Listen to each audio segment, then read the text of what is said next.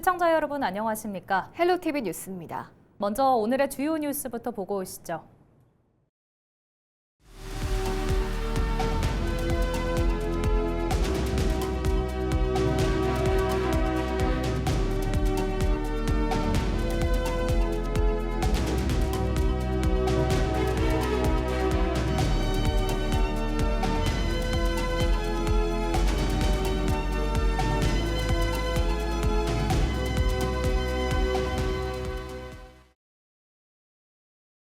부평구가 미쓰비시 줄사택 건축물에 대한 국가 등록 문화유산 지정을 추진하고 있는데요. 이를 위한 정비도 한창입니다.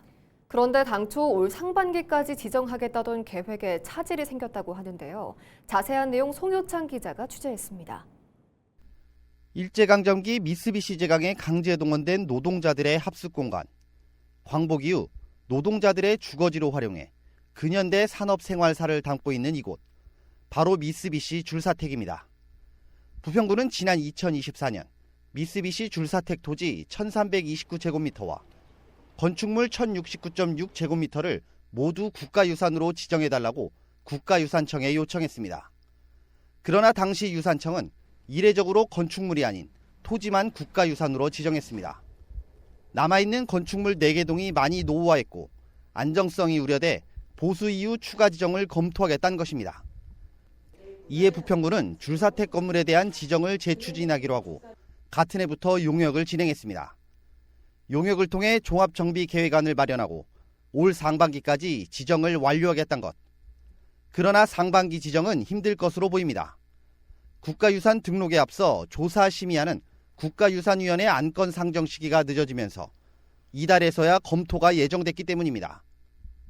저희도 사실 이게 어떤 기존의 방식대로 되고 있질 않아서 좀 절차가 저희도 좀 혼동이 온다거나 그런 것도 좀 있어요. 그래서 기존 방식하고 지금 기존에 하던 방식대로 유산청이 안 하고 다르게 하고 있어가지고 저희도 뭐라고 좀 확답드리기가 어려워요. 근데 저희는 일단 건축물 등록을 추진한다 이런 계획을 갖고 있습니다. 문제는 또 있습니다. 오래전 지어진 탓에 원재료 소실 등의 이유로 4개 동 모두 원형 보존은 어렵다는 것. 이에 따라구는 종합정비계획에 보존할 구역을 명확히 하고 내부 공간을 활용할 전시 공간과 문화생활 복합공간 활용 방안 등도 고려 중입니다. 구는 이달 중 열리는 국가유산위원회에 참석해 설명과 질의응답을 진행합니다. 위원회 검토 후 가결 여부에 따라 후속 절차가 진행되며 건축물 보존구역이 산정되면 구는 건축물에 대한 국가유산 지정을 추진할 방침입니다. 2년여에 걸친 미쓰비시 줄사택 건축물에 대한 국가등록 문화유산 지정 추진. 이번에는 문턱을 넘을 수 있을지 관심이 모아지고 있습니다. 헬로티비 뉴스 송윤차입니다. 지난 6.3 지방선거에서 재선에 성공한 김덕현 연천군수가 민선국이 군정의 핵심 마침표로 서울 연천 고속도로 조기 착공을 전면에 내걸었습니다. 현재 진행 상황과 해결해야 할 과제는 무엇인지 취재했습니다. 이지훈 기자입니다. 지하철 1호선 연천 구간이 개통된 지 약 2년. 연천은 연간 관광객이 200만 명을 돌파했고 역세권 상권 매출이 13% 증가하는 등 거대한 변화를 경험했습니다. 사통팔달 교통망 확충의 마침표로 꼽히는 사업이 바로 서울 연천 고속도로입니다.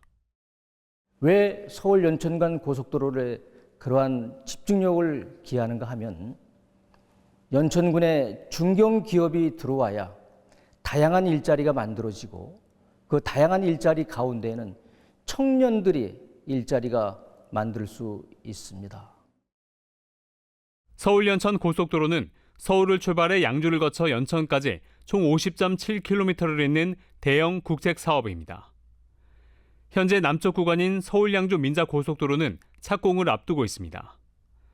연천군의 계획은 명확합니다. 양주에서 연천까지의 나머지 잔여 구간을 최대한 빠르게 이어붙여 서울 연천축을 완성하겠다는 겁니다. 국토교통부는 지난해 4월 사전 타당성 조사를 마치고 공을 기획재정부로 넘겼습니다. 가장 큰 쟁점은 역시 경제성 확보 여부입니다. 인구 소멸 지역인 접경지역 특성상 단순 비용 대비 편입 분석으로는 정부의 예비 타당성 조사 문턱을 넘기 쉽지 않습니다. 이에 따라 연천군은 인접 지자체와 손을 잡고 조기 착공 공동 건의문을 제출하는 등 경기 북부 연대 체제를 가동하고 있습니다. 이와 동시에 연천 구민의 고속도로 접근성과 응급시설 접근성이 수도권 내 최하위라는 점을 들어 예타 면제를 요청하고 있습니다.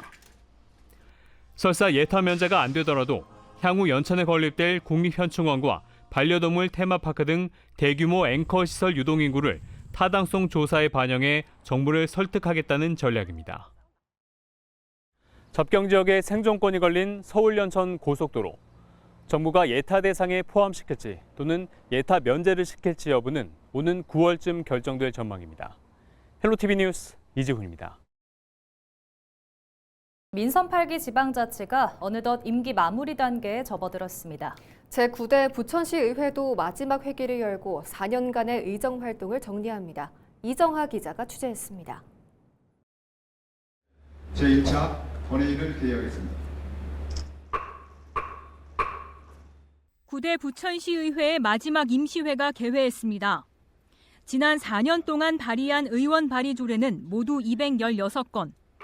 각종 개발 사업과 복지 확대, 주민 생활과 밀접한 조례 재개정을 추진했습니다.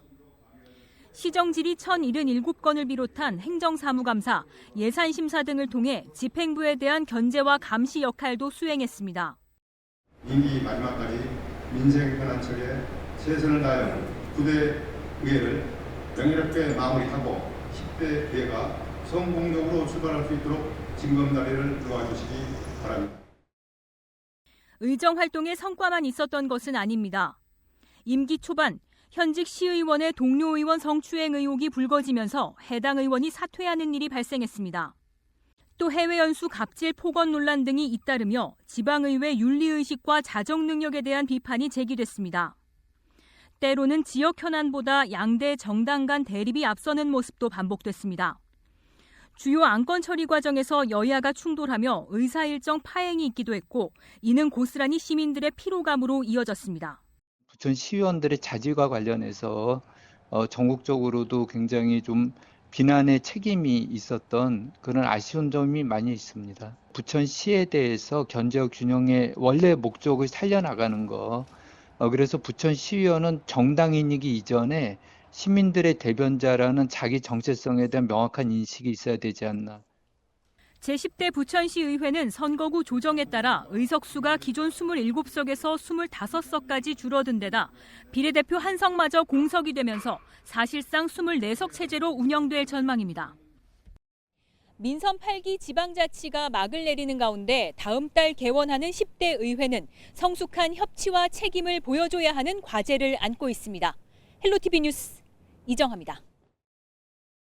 이번 지방선거로 20, 30대 청년 정치 신인들이 은평구 의회에 대거 입성했는데요. 은평구 의원 당선인 19명 중 6명이 20, 30대입니다. 국회 인턴비서관, 방송인, 패션 MD 등 다양한 이력을 가진 청년들이 정치에 첫 발을 내디뎠는데요. 손성혜 기자가 이들을 만나봤습니다. 만 28 이효주 은평구 의원 당선인, 역대 은평구 의원 중 최연소 당선입니다. 이 당선인은 금융위원회 청년 보좌역, 국민의힘 정책위원회 청년부의장 등을 지내며 청년 정책 현장에서 경험을 쌓았습니다. 첫 사회생활도 국회에서 인턴 비서관으로 일을 하면서 어떤 식으로 입법부가 돌아가는지 봐왔고, 국민의힘 정책 해커톤 청년 온다에서 대상을 수상하면서 이제 국민의힘 안에서 당정 협의에도 참여하면서 청년 정책이 어떤 식으로 만들어지는지 이렇게 옆에서 지켜보고 청년 정책을 제안한 경험이 있습니다. 그래서 저는 이런 것들을 이제 바탕으로 은평구에서 좋은 청년 정책과 또 육아 정책을 만들고 싶다라는 생각을 했습니다. 이 당선인은 청년의 삶을 위협하는 주거 문제를 최우선 과제로 꼽았습니다. 청년들이 은평에 정착해 미래를 만들어갈 수 있도록 힘을 보태고 싶다고 했습니다. 은평구는 1인 가구도 많고 청년들이 아무래도 상대적으로 저렴한 주거비 때문에 오는 경우가 많은데 전세 사기 같은 것들에 취약하다고 생각합니다. 지역에서 이렇게 청년들을 위한 안심 주거 상담 정책 같은 것들을 만들면 더 청년들이 은평구에서 살기 좋지 않을까라는 생각을 했습니다. 준비되셨습니까? 89년생 황호진 당선인은 방송인으로 활동하다 정치에 발을 들였습니다.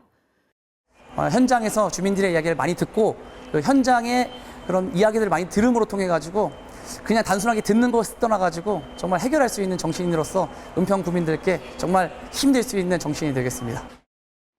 가련동에서 나고 자란 황 당선인은 시급한 과제로 노후 주거 환경 개선을 꼽았습니다. 지역에서 진행 중인 정비 사업이 원활하게 추진될 수 있도록 하겠다는 각오입니다.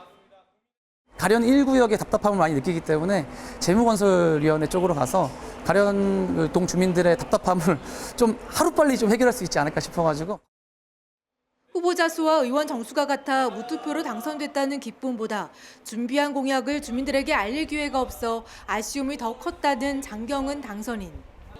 올해 31살인 장 당선인은 해외에서 생활한 경험을 바탕으로 외국인이 관광하기 좋은 은평을 만들겠다는 포부입니다.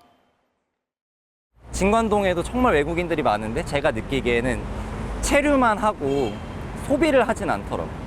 그래서 왜 그런가 제가 조금 보니까 진관동에 있는 이제 그런 상가들은 구글맵이나 이런 등록이 되어 있는 게 너무 현저히 잘 안 돼 있더라고요. 특히나 등록이 되어 있어도 영어로 검색하면은 또 검색이 되지가 않습니다. 이제 저희 구청 차원에서 지원을 해서 이제 구글맵을 등록하는 것도 도와드리고 영어로 검색했을 때도 잘 나오고 그리고 사진도 잘 찍어서 이렇게 조금 외국인들이 체류만 하는 게 아니라 소비도 할 수 있게끔. 정치 소년생으로 아직 모르는 게 많지만 이들의 목표는 하나입니다. 기성 정치인 분들보다 더 많이 걷고 더 많이 돌아다니고 더 많이 이야기를 듣고 나 은평구에 산다 이렇게 조금 자부심을 가질 수 있도록 열심히 의정생활하고 청년하면은 패기가 있고 새롭다. 그렇지만 또 한편으로는 경험이 없는 거 아니냐. 나는 약간 우려의 시각도 있긴 한데요. 그런 것들을 넘어서 가지고 많은 선배님들한테 고견도 얻고 그리고 제가 가지고 있는 그런 앞으로의 정책